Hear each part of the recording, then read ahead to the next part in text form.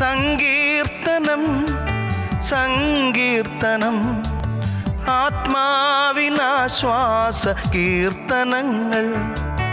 സങ്കീർത്തനം സങ്കീർത്തനം ആത്മാവിനാശ്വാസ കീർത്തനങ്ങൾ.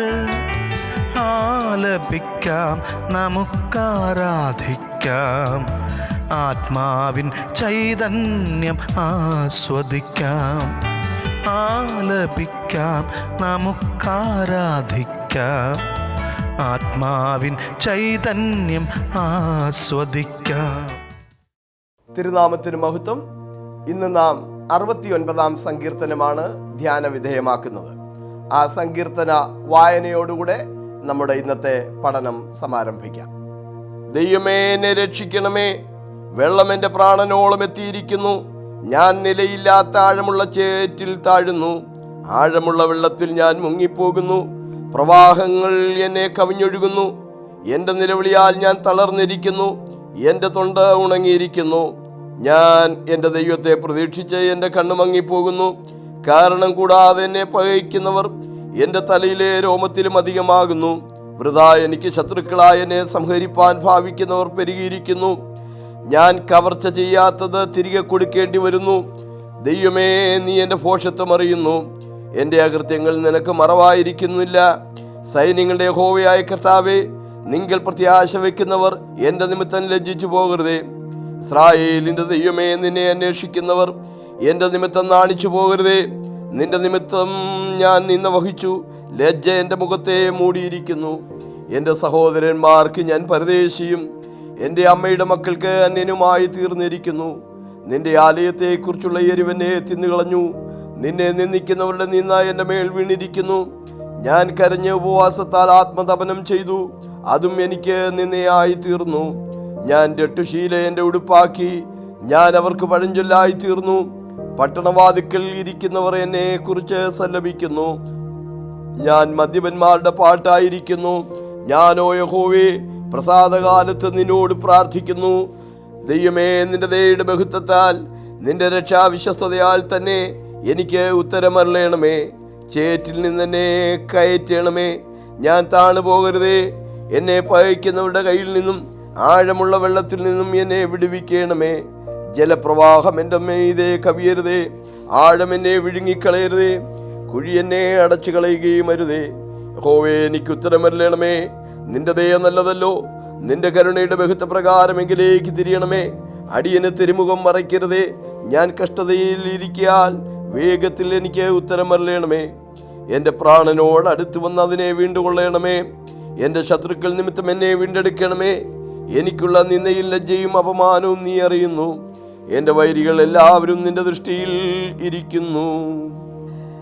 നിന്നെ എൻ്റെ ഹൃദയത്തെ തകർത്തു. ഞാൻ ഏറ്റവും വിഷാദിച്ചിരിക്കുന്നു. വല്ലവനും സഹതാപം തോന്നുമോ എന്ന് ഞാൻ നോക്കിക്കൊണ്ടിരുന്നു. ആർക്കും തോന്നിയില്ല. ആശ്വസിപ്പിക്കുന്നവരുണ്ടോ എന്ന് നോക്കിക്കൊണ്ടിരുന്നു. ആരെയും കണ്ടില്ല താനും. അവർ എനിക്ക് തിന്നുവാൻ കയ്പ് തന്നു. എൻ്റെ ദാഹത്തിന് അവർ എനിക്ക് ചൊറുക്ക കുടിപ്പാൻ തന്നു. അവരുടെ മേശ അവരുടെ മുമ്പിൽ കെണിയായും അവർ സുഖത്തോടെ ഇരിക്കുമ്പോൾ കുടുക്കായും തീരട്ടെ. അവരുടെ കണ്ണ് കാണാതൊണ്ണ ഇരുണ്ടു പോകട്ടെ. അവരുടെ അര എപ്പോഴും ആടുമാറാക്കണമേ. നിന്റെ ക്രോധം അവരുടെ മേൽ പകരണമേ. നിന്റെ ഉഗ്രകോപം അവരെ പിടിക്കുമാറാകട്ടെ. അവരുടെ വാസസ്ഥലം ശൂന്യമായി പോകട്ടെ. അവരുടെ കൂടാരങ്ങളിൽ ആരും പാർക്കാതിരിക്കട്ടെ. നീ ദണ്ഡിപ്പിച്ചവരെ അവർ ഉപദ്രവിക്കുന്നു. നീ മുറിവേൽപ്പിച്ചവരുടെ വേദനയെ അവർ വിവരിക്കുന്നു. അവരുടെ അകൃത്യത്തോട് അകൃത്യം കൂട്ടണമേ. നിന്റെ നീതിയെ അവർ പ്രാപിക്കരുതേ. ജീവന്റെ പുസ്തകത്തിൽ അവരെ മായ്ച്ചു കളയണമേ. നീതിമാന്മാരോടുകൂടെ അവരെ എഴുതരുതേ. ഞാനോ എളിയവനും ദുഃഖിതനുമാകുന്നു. ദൈവമേ, നിന്റെ രക്ഷ എന്നെ ഉയർത്തുമാറാകട്ടെ. ഞാൻ പാട്ടോടെ ദൈവത്തിൻ്റെ നാമത്തെ സ്തുതിക്കും. സ്തോത്രത്തോടെ അവനെ മഹത്വപ്പെടുത്തും. അത് യഹോവയ്ക്ക് കാളയെക്കാളും കൊമ്പും കുളമ്പുമുള്ള മൂരിയേക്കാളും പ്രസാദകരമാകും. സൗമ്യതയുള്ളവർ അത് കണ്ട് സന്തോഷിക്കും. ദൈവത്തെ അന്വേഷിക്കുന്നവരെ നിങ്ങളുടെ ഹൃദയം ജീവിക്കട്ടെ. യഹോവ ദരിദ്രന്മാരുടെ പ്രാർത്ഥന കേൾക്കുന്നു. തൻ്റെ ബദ്ധന്മാരെ നിന്ദിക്കുന്നതുമില്ല. ആകാശവും ഭൂമിയും സമുദ്രങ്ങളും അവയിൽ ചരിക്കുന്ന സകലവും അവനെ സ്തുതിക്കട്ടെ. ദൈവം സിയോനെ രക്ഷിക്കും. അവൻ യഹൂദ നഗരങ്ങളെ പണിയും. അവർ അവിടെ പാർത്തതിനെ കൈവശമാക്കും. അവൻ്റെ ദാസന്മാരുടെ സന്തതിയെ അവകാശമാക്കും. അവൻ്റെ നാമത്തെ സ്നേഹിക്കുന്നവർ അതിൽ വസിക്കും. 36 വാക്യങ്ങൾ ഉള്ള ഈ സങ്കീർത്തനം സാരസരാഗത്തിൽ സംഗീത പ്രമാണിക്ക് പാടുവാനായി ദാവീദ് ചമച്ച ഒരു ഗീതമാണ്. ഇത് ഒരു മശിഹൈക സങ്കീർത്തനമാണ്. 22-ാം സങ്കീർത്തനം കഴിഞ്ഞാൽ യേശു ക്രിസ്തുവിനെ കുറിച്ച് ഏറ്റവും അധികം ഉദ്ധരണികളുള്ളത് ഈ സങ്കീർത്തനത്തിൽ നിന്നാണ്. ഈ സങ്കീർത്തനത്തിലെ എല്ലാ വാക്യങ്ങളും വിവരിപ്പാൻ നമുക്ക് സമയം പോരാ. അതുകൊണ്ട് തന്നെ പ്രധാനപ്പെട്ട 3 ചിന്തകൾ വിശദീകരിപ്പാനാണ് ഇവിടെ ആഗ്രഹിക്കുന്നത്. ഒന്ന്, ക്രിസ്തുവിനെ പറ്റിയുള്ള പ്രവചനങ്ങളാണ്. യേശു ക്രിസ്തുവിനെ പറ്റിയുള്ള 6 വിധ പ്രവചനങ്ങൾ ഈ സങ്കീർത്തനത്തിൽ നമുക്ക് കാണാൻ കഴിയും. ഓരോന്നായി ഒന്ന് വിവരിക്കാം. ഒന്ന്, കാരണം കൂടാതെ പകയ്ക്കുന്നു എന്നുള്ളതാണ്.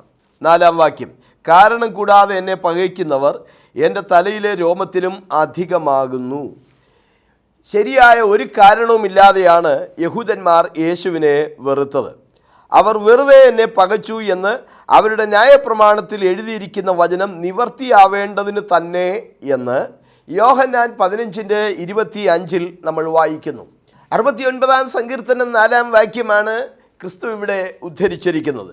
35:19 ഇതേ ചിന്ത നാം കാണുന്നുണ്ട്.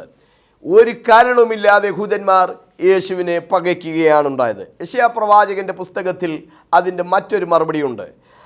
അവൻ സാഹസമൊന്നും ചെയ്യാതെയും അവൻ്റെ വായിൽ വഞ്ചന ഒന്നും ഇല്ലാതെയും ഇരുന്നിട്ടും അവർ അവന് ദുഷ്ടന്മാരോടുകൂടെ ശവക്കുഴി കൊടുത്തു.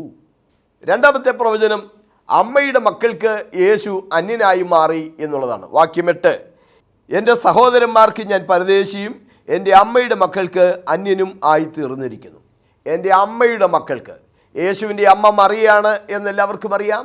എൻ്റെ അപ്പൻ്റെ മക്കൾക്ക് എന്നല്ല, എൻ്റെ അമ്മയുടെ മക്കൾക്ക്. മറിയയ്ക്ക് വേറെ മക്കളുണ്ട് എന്നുള്ളതിൻ്റെ ഒരു തെളിവ് കൂടിയാണ് ഈ ഭാഗം എന്ന് ഓർക്കണം. യോഹന്നാൻ 7:5 അവൻ്റെ സഹോദരന്മാരും അവനിൽ വിശ്വസിച്ചില്ല. മർക്കോസ് 6:3 യേശുവിനെ കൂടാതെ യാക്കോബ്, യോസെ, യൂദ, ശീമോൻ എന്നീ ആൺമക്കളും പെൺമക്കളും മറിയ യോസഫ് ദമ്പതികൾക്ക് ഉണ്ടായിരുന്നു എന്ന് വേണം നാം മനസ്സിലാക്കുവാൻ. 3-ാമത്തെ ക്രിസ്തുവിനെ പറ്റിയുള്ള പ്രവചനം 9-ാം വാക്യമാണ്. നിന്റെ ആലയത്തെക്കുറിച്ചുള്ള എരിവ് എന്നെ തിന്നുകളഞ്ഞിരിക്കുന്നു. യേശുവിൻ്റെ ശുശ്രൂഷയുടെ ആരംഭത്തിലും അവസാനത്തിലും 2 പ്രാവശ്യം യേശു ആലയം ശുദ്ധീകരിക്കുന്നുണ്ട്. യോഹന്നാൻ 2:13 മുതൽ 17 വരെ, മത്തായി 21:12-17 വരെ. ഒന്ന് ശുശ്രൂഷയുടെ ആരംഭത്തിലും മറ്റൊന്ന് ശുശ്രൂഷയുടെ അവസാനത്തിലുമാണ്. ഈ 2 സന്ദർഭങ്ങളിലും ഈ 69-ാം സങ്കീർത്തനത്തിലെ വാക്യമാണ് അവിടെ എടുത്തുദ്ധരിച്ചിരിക്കുന്നത് എന്ന് ഓർക്കണം. നിൻ്റെ ആലയത്തെക്കുറിച്ചുള്ള എരിവനെ തിന്നുകളഞ്ഞിരിക്കുന്നു. എൻ്റെ ആലയം സകല ജാതികൾക്കും പ്രാർത്ഥനാലയം എന്ന് വിളിക്കപ്പെടും, നിങ്ങളോ അതിനെ കള്ളന്മാരുടെ ഗുഹയാക്കി തീർത്തിരിക്കുന്നു എന്ന് പറഞ്ഞ് ആടുകളെയും പ്രാവുകളെയും മറ്റ് ഇതര വിപണനക്കാരെയും ഒക്കെ ആലയത്തിൽ നിന്ന് പുറത്താക്കി യേശു ആലയം ശുദ്ധീകരിക്കുകയാണ്. 4-ാമത്തെ മശിഹൈക പ്രവചനം 9-ാമത്തെ വാക്യത്തിൽ തന്നെയാണ്. നിന്നെ നിന്ദിക്കുന്നവരുടെ നിന്ന എൻ്റെ മേൽ വീണിരിക്കുന്നു. ഈ വാക്യം റോമാലേഖനം 15:3 പൗലോസ് എടുത്ത് ഉദ്ധരിച്ചിട്ട് നിന്നെ നിന്ദിക്കുന്നവരുടെ നിന്ന എൻ്റെ മേൽ വീണു എന്ന് എഴുതിയിരിക്കുന്നത് പോലെ ക്രിസ്തുവും തന്നിൽ തന്നെ പ്രസാദിച്ചില്ല. അപ്പോൾ ആ പ്രവചനം കൃത്യമായി ക്രിസ്തുവിൽ നിവർത്തിയായി എന്ന് ധന്യനായ പൗലോസ് റോമാലേഖനത്തിൽ സമർത്ഥിക്കുകയാണ്. 5-ാമത്തെ പ്രവചനം ചൊറുക്ക കുടിപ്പാൻ കൊടുത്തു എന്നുള്ളതാണ്. വാക്യം 21, അവർ എനിക്ക് തിന്നുവാൻ കയ്പ് തന്നു, എൻ്റെ ദാഹത്തിന് അവർ എനിക്ക് ചൊറുക്ക കുടിപ്പാൻ തന്നു. ക്രൂശിൽ കിടന്നുകൊണ്ട് യേശു പറഞ്ഞ 5-ാമത്തെ മൊഴി എനിക്ക് ദാഹിക്കുന്നു എന്നാണ്. അതിൻ്റെ ശേഷം സകലവും തികഞ്ഞിരിക്കുന്നു എന്ന് യേശു അറിഞ്ഞിട്ട് തിരുവെഴുത്ത് നിവർത്തിയാകും വണ്ണം എനിക്ക് ദാഹിക്കുന്നു എന്ന് പറഞ്ഞു. യോഹന്നാൻ 19:28. അപ്പോൾ ചിലർ കണ്ടിവെണ്ണ കലർത്തിയ വീഞ്ഞ് അവന് കൊടുത്തു, അവനോ വാങ്ങിയില്ല. മർക്കോസ് 15:34.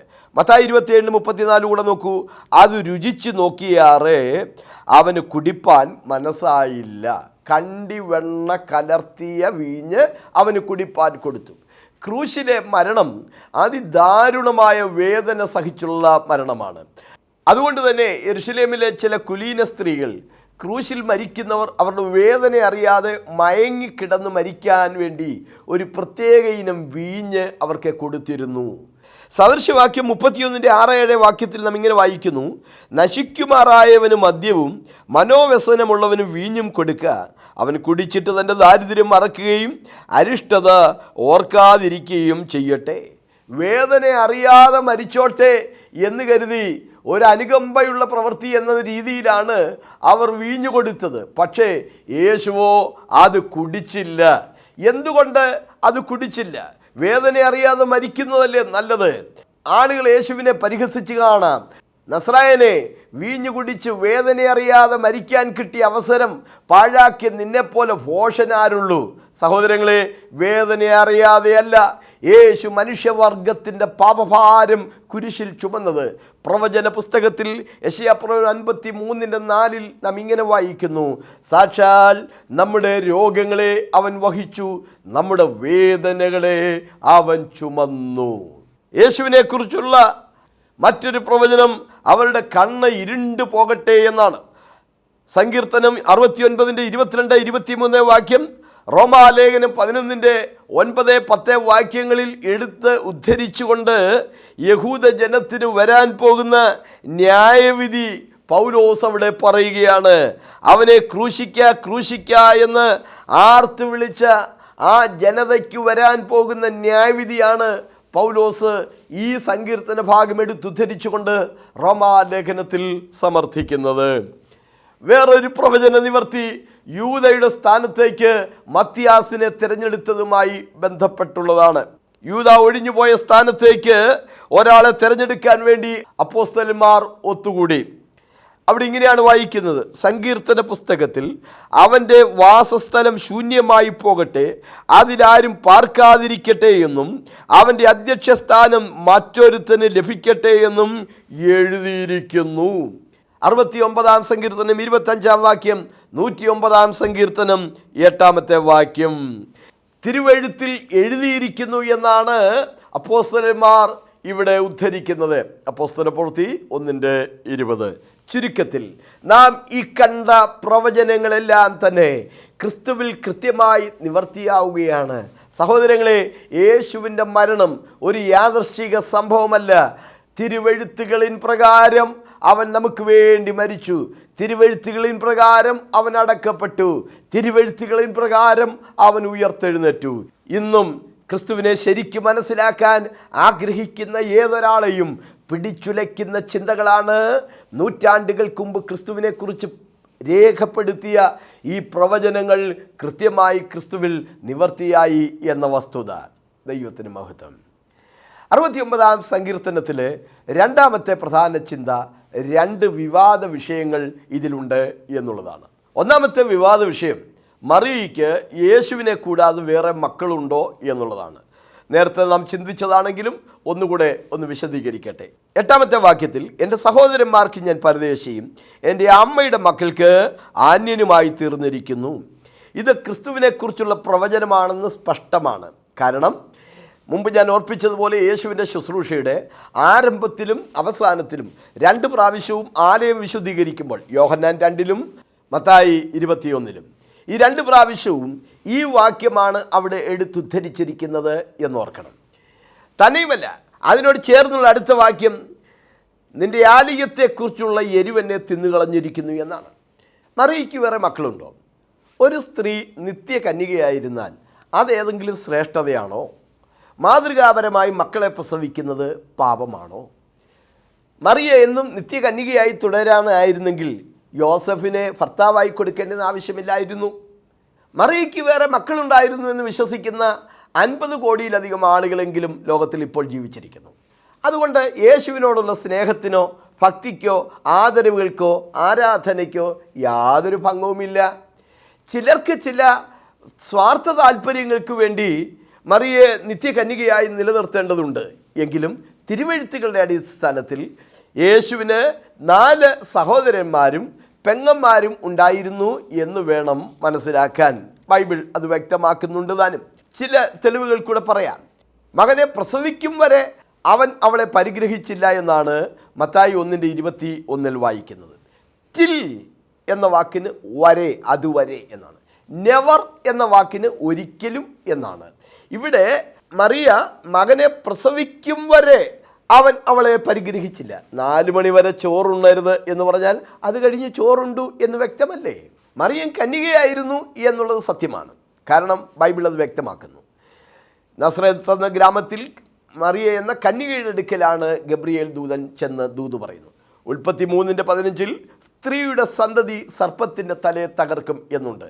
ക്രൂശിൽ കിടന്നുകൊണ്ട് സ്ത്രീയെ ഇതാ നിൻ്റെ മകൻ എന്ന് വിളിച്ചുകൊണ്ട് ആ സ്ത്രീ ആരാണെന്നും ആ മകൻ ആരാണെന്നും യേശു തെളിയിക്കുകയാണ്. തന്നെയുമല്ല, യെശയ്യാപ്രവചനം 7:14 കന്യ ഗർഭിണിയായ ഒരു മകനെ പ്രസവിക്കും എന്ന് ആ പ്രവചനം നാം കാണുന്നു.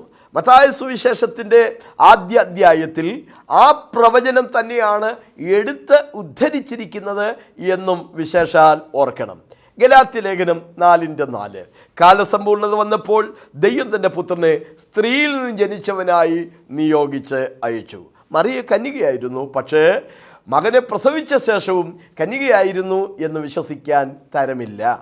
യേശുവിൻ്റെ ചരിത്രം ആദ്യം മുതൽ സകലവും സൂക്ഷ്മമായി പരിശോധിച്ചെഴുതിയ വൈദ്യനായ ലൂക്കോസ് യേശുവിൻ്റെ ജന്മവിവരം ഇങ്ങനെയാണ് രേഖപ്പെടുത്തിയിരിക്കുന്നത്. ലൂക്കോസ് 2:7-23 അവിടെ ഇരിക്കുമ്പോൾ അവൾ തൻ്റെ ആദ്യജാതനെ പ്രസവിച്ചു. ഏകജാതനെ പ്രസവിച്ചു എന്നല്ല, ആദ്യജാതനെ പ്രസവിച്ചു. എൻ്റെ മൂത്ത മോൻ അമേരിക്കയിലാണെന്ന് പറഞ്ഞാൽ ഇളയ മോൻ ഉണ്ടെന്ന് എങ്കിലും സൂചനയല്ലേ? ആദ്യത്തെ ജാതനാണെന്ന് പറയുമ്പോൾ പിന്നെയും ജാതന്മാരുണ്ടെന്ന് ന്യായമായി ഊഹിക്കാമല്ലോ. യോഹന്നാൻ 7:5 അവൻ്റെ സഹോദരന്മാരും അവനിൽ വിശ്വസിച്ചില്ല. മർക്കോസ് 3:31-32 6:3 വാക്യം അവൻ്റെ അമ്മയും സഹോദരന്മാരും പുറത്തു നിന്ന് അവനെ വിളിപ്പാൻ ആളയച്ചു. അവർ അവനോട് നിൻ്റെ അമ്മയും സഹോദരന്മാരും പുറത്തു നിന്ന് നിന്നെ അന്വേഷിക്കുന്നു. അപ്പോസ്തലപ്രവൃത്തി 1:14 യേശുവിൻ്റെ അമ്മയായ മറിയോടും അവൻ്റെ സഹോദരന്മാരോടും കൂടെ ഒരുമനപ്പെട്ട് പ്രാർത്ഥന കഴിച്ചു പോന്നു. പൗലോസ് ഇങ്ങനെയാണ് എഴുതിയിരിക്കുന്നത്. ഗലാത്യ ലേഖനം 1:19 കർത്താവിൻ്റെ സഹോദരനായ യാക്കോബിനെ അല്ലാതെ വേറെ ആരെയും കണ്ടില്ല. ചുരുക്കത്തിൽ മറിയയ്ക്ക് വേറെ മക്കളുണ്ടായിരുന്നു. ബൈബിൾ അത് പറയുന്നു, നാം അത് വിശ്വസിക്കുന്നു. അതുകൊണ്ട് ഒരാകാശവും ഇടിഞ്ഞു വീഴാൻ പോകുന്നില്ല, ഒരു കുഴപ്പവുമില്ല. യേശുവിനോടുള്ള സ്നേഹത്തിനോ ഭക്തിക്കോ ആരാധനയ്ക്കോ നമുക്ക് അല്പം പോലും കുറവ് വരുന്നുമില്ല. ഞാൻ മുമ്പ് ഓർപ്പിച്ചതുപോലെ കോടിക്കണക്കിന് ജനം ഈ സുവിശേഷ സത്യം ബൈബിൾ പച്ചയായി പറയുന്ന കാര്യം അങ്ങനെ തന്നെ വിശ്വസിക്കുന്നു. പക്ഷേ അവർക്കാർക്കും യേശുവിന് വേറെ സഹോദരന്മാരുണ്ടായിരുന്നു എന്നതുകൊണ്ട്, മറിയയ്ക്ക് വേറെ മക്കളുണ്ടായിരുന്നു എന്നതുകൊണ്ട് യേശുവിനോടുള്ള സ്നേഹാദരവുകൾക്ക് യാതൊരു കുറവും സംഭവിക്കുന്നില്ല. രണ്ടാമത്തെ വിവാദ വിഷയം ജീവപുസ്തകത്തിലെ പേര് മായ്ച്ചു കളയുമോ രക്ഷയുടെ ഭദ്രതയുമായി ബന്ധപ്പെട്ടുള്ള ഒരു കാര്യമാണ്. സവിസ്തരമായി പഠിക്കാൻ നമുക്ക് സമയം അനുവദിക്കുന്നില്ല. വിഷയസംബന്ധമായ ചില ചിന്തകൾ മാത്രമേ ഇവിടെ പങ്കുവയ്ക്കുന്നുള്ളൂ. വാക്യം 28 ജീവൻ്റെ പുസ്തകത്തിൽ നിന്ന് അവരെ മായ്ച്ചു കളയണമേ, നീതിമാന്മാരോടുകൂടെ അവരെ എഴുതരുതേ. രാജ്യത്തെ പൗരന്മാരുടെ പേര് രജിസ്റ്ററിൽ എഴുതി വയ്ക്കുകയും അവർ മരിച്ചു കഴിയുമ്പോൾ അത് മായ്ച്ചു കളയുകയും ചെയ്യുന്ന സമ്പ്രദായം പുരാതന ലോകത്തിലും നിലനിന്നു പോന്നതാണ്. എന്നാൽ അവരിൽ ചിലർ രാജ്യദ്രോഹപരമായ ചില തെറ്റുകൾ ചെയ്താൽ അവർ ജീവിച്ചിരിക്കുമ്പോൾ തന്നെ അവരുടെ പേര് മായ്ച്ചു കളയുകയും പതിവായിരുന്നു. നമ്മുടെ പേര് സ്വർഗത്തിൽ എഴുതിയിട്ടുണ്ട്. രക്ഷാനുഭവം പ്രാപിച്ച ഒരു ഭക്തൻ്റെ പേര് സ്വർഗത്തിൽ എഴുതുന്നു. നിങ്ങളുടെ പേര് സ്വർഗത്തിൽ എഴുതിയിരിക്കുന്നതിൽ അത്രേ സന്തോഷിപ്പീൻ. വെളിപ്പാട് 20:15 ജീവപുസ്തകത്തിൽ പേരെഴുതി കാണാത്ത യവനെയും തീപ്പൊയ്യിൽ തള്ളിക്കളയും. ഫിലിപ്പിയർ ലേഖനം 4:3 ജീവപുസ്തകത്തിൽ പേരെഴുതിയിരിക്കുന്ന ക്ലേമന്ത് മുതലായവരോട് കൂടെ ആ സ്ത്രീകൾ എന്നോടുകൂടെ സുവിശേഷ ഘോഷണത്തിൽ പോരാടിയിരുന്നു. ജീവപുസ്തകത്തിൽ പേരെഴുതിയിരിക്കുന്നവർ. കർത്താവിനെ വിട്ടുപോകുന്നവരുടെ പേര് മണ്ണിലാണ് എഴുതി വെക്കുന്നത്.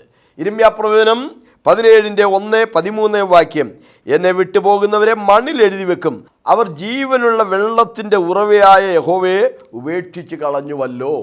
മോശെ ഒരിക്കൽ ദൈവത്തോട് ഇങ്ങനെ പറഞ്ഞു, നീ എഴുതിയ നിൻ്റെ പുസ്തകത്തിൽ നിന്ന് എൻ്റെ പേര് മായിച്ചു കളയണമേ.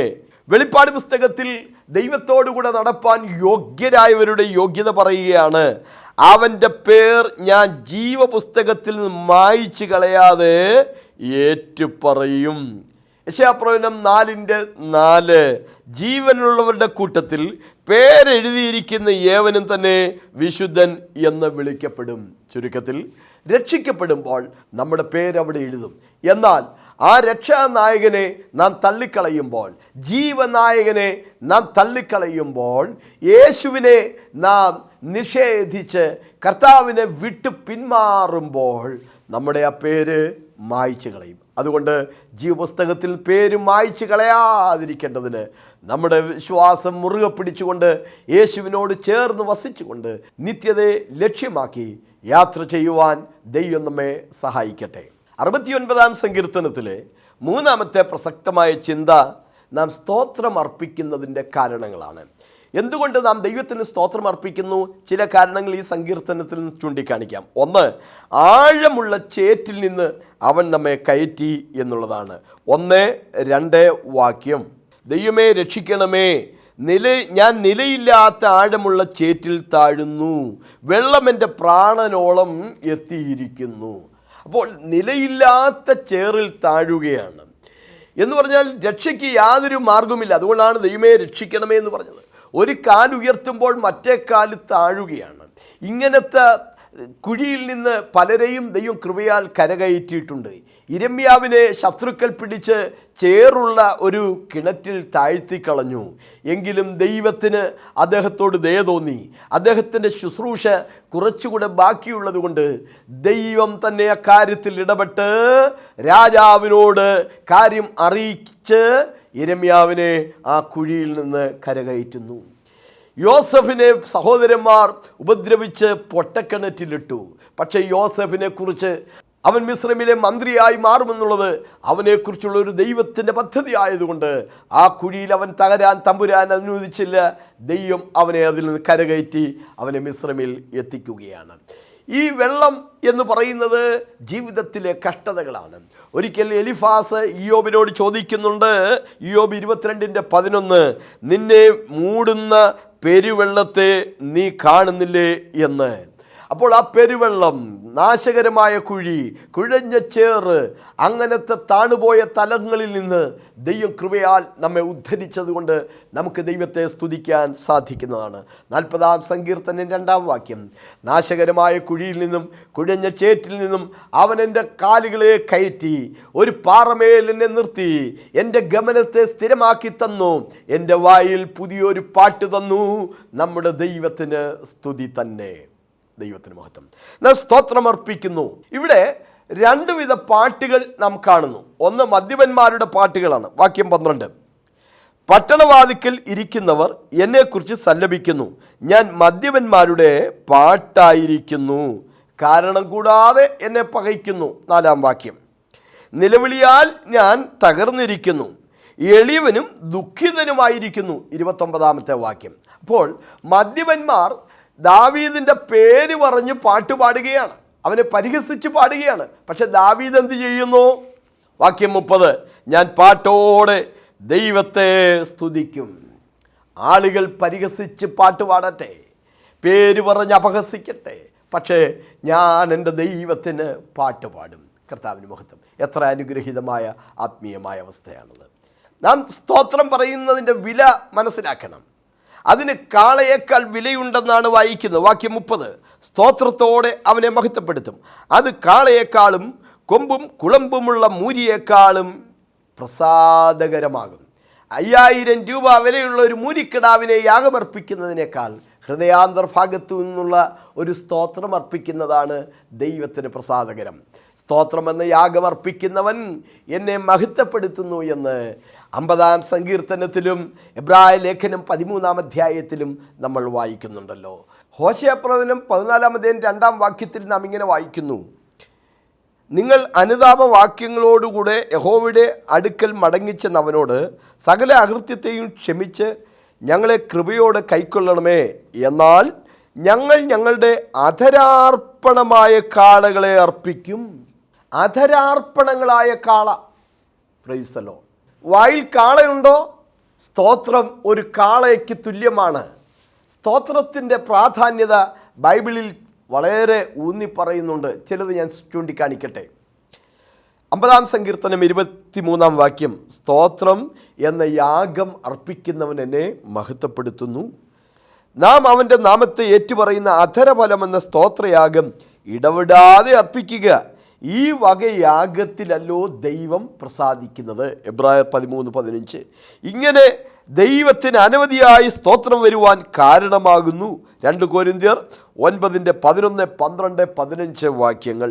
ഇടവിടാതെ സ്തോത്രം ചെയ്യുക, എല്ലാറ്റിനും സ്തോത്രം ചെയ്യുക, സ്തോത്രത്തിൽ കവിഞ്ഞുമിരിക്കുക. Praise the Lord. സ്വർഗത്തിൽ നാം ദൈവത്തിന് സ്തോത്രം പറയുന്നതായി വെളിപ്പാട് പുസ്തകം 4:9, 5:12, 13, 7:12 വാക്യങ്ങളിലും നമ്മൾ വായിക്കുകയാണ്. സ്തോത്രം പറഞ്ഞുകൊണ്ട് ഭൂമിയിൽ വെച്ച് മാത്രമല്ല സ്വർഗത്തിലും അതേ പദത്തിൽ നാം ദൈവത്തിന് മഹത്വം അർപ്പിക്കുന്നതാണ്. 69-ാം സങ്കീർത്തനമാണ് ഇന്ന് നാം പഠിച്ചത്. പ്രധാനപ്പെട്ട 3 ചിന്തകൾ നമുക്ക് ഇതിൽ നിന്ന് ലഭിച്ചു. ഒന്ന്, ക്രിസ്തുവിനെ പറ്റിയുള്ള പ്രവചനങ്ങളായിരുന്നു. 22-ാം സങ്കീർത്തനം കഴിഞ്ഞാൽ ക്രിസ്തുവിനെ കുറിച്ച് ഏറ്റവും അധികം പ്രവചനങ്ങൾ ഉള്ള സങ്കീർത്തനം 69-ാം സങ്കീർത്തനമാണ്. കാരണം കൂടാതെ പകയ്ക്കുന്നു, അമ്മയുടെ മക്കൾക്ക് അന്യനായി തീർന്നിരിക്കുന്നു, ആലയത്തെക്കുറിച്ചുള്ള എരിവിനെ തിന്നുകളഞ്ഞു, നിന്നെ നിന്ദിക്കുന്നവരുടെ നിന്ന എൻ്റെ മേൽ വീണിരിക്കുന്നു, ചൊറുക്ക കുടിപ്പാൻ തന്നു, അവരുടെ കണ്ണ് ഇരുണ്ടു പോകട്ടെ, അവൻ്റെ അധ്യക്ഷ സ്ഥാനം വേറൊരുവനെ എടുക്കട്ടെ. യൂദയുടെ സ്ഥാനത്തേക്ക് മത്യാസിനെ തിരഞ്ഞെടുക്കുമ്പോൾ ആ പ്രവചനം നിവൃത്തിയാകുന്നു. രണ്ട് വിവാദ വിഷയങ്ങളാണ്. ഒന്ന്, മറിയയ്ക്ക് വേറെ മക്കളുണ്ടോ എന്നുള്ളതാണ്. മറിയയ്ക്ക് വേറെ മക്കളുണ്ടെന്ന്, യേശുവിന് വേറെ സഹോദരന്മാരുണ്ടെന്ന് ബൈബിളിൽ ധാരാളം തെളിവുകളുള്ളത് നാം പങ്കുവെച്ചു. അത് വിശ്വസിക്കുന്നത് കൊണ്ട് യേശുവിനോടുള്ള സ്നേഹത്തിനോ ഭക്തിക്കോ ആദരവുകൾക്കോ യാതൊരു കുറവുമില്ല. സുവിശേഷം പറയുന്ന പച്ചയായ സത്യം അങ്ങനെ തന്നെ അംഗീകരിക്കുന്നതാണ് ഏറെ സ്വീകാര്യം. രണ്ടാമത്തെ വിഷയം, രക്ഷ നഷ്ടപ്പെടുമോ എന്നുള്ളതാണ്. രക്ഷ നഷ്ടപ്പെടുകയില്ല, പക്ഷേ രക്ഷിക്കപ്പെട്ടവൻ പിന്മാറിപ്പോയാൽ ആ വ്യക്തി ദൈവസന്നിധിയിൽ നഷ്ടപ്പെട്ടു പോകും. 3, നാം ദൈവത്തിന് സ്തോത്രം അർപ്പിക്കുന്നതിൻ്റെ കാരണങ്ങളാണ്. ദൈവം നമ്മെ ആഴമുള്ള ചേറ്റിൽ നിന്ന് കരകയറ്റി എന്നുള്ളതാണ്. അതുപോലെ തന്നെ മദ്യപന്മാർ ദാവീദിനെ പരിഹസിച്ച് പാട്ടുപാടിയപ്പോഴും ഭക്തൻ ദൈവത്തിന് സന്തോഷത്തോടെ സ്തോത്രഗാനം പാടുകയുണ്ടായി. സ്തോത്രത്തിന് കാളയേക്കാൾ വിലയുള്ളതായും നാം കാണുകയുണ്ടായി. അതുകൊണ്ട് നാം അവൻ്റെ നാമത്തെ ഏറ്റുപറയുന്ന അധരഫലമെന്ന സ്തോത്രയാഗം ഇടവിടാതെ അർപ്പിച്ചുകൊണ്ട് നമുക്ക് മുന്നോട്ട് പോകാം. കൊച്ചിൻ ഇന്റർനാഷണൽ എയർപോർട്ടിന് സമീപമുള്ള AG ഫെലോഷിപ്പ് സെന്ററിൽ എല്ലാ ഞായറാഴ്ചയും വെള്ളിയാഴ്ചയും രാവിലെ ആത്മീയ ആരാധനയും വിടുതൽ ശുശ്രൂഷയും നടക്കുന്നു. നിങ്ങൾ കടന്നു വരിക, യേശു നിങ്ങളെ വിടുവിക്കും. പാസ്റ്റർ ബാബു ജോർജ് പത്തനാപുരം എഴുതിയ പുസ്തകങ്ങൾ ലഭ്യമാണ്. അടിച്ചിടുമ്പോൾ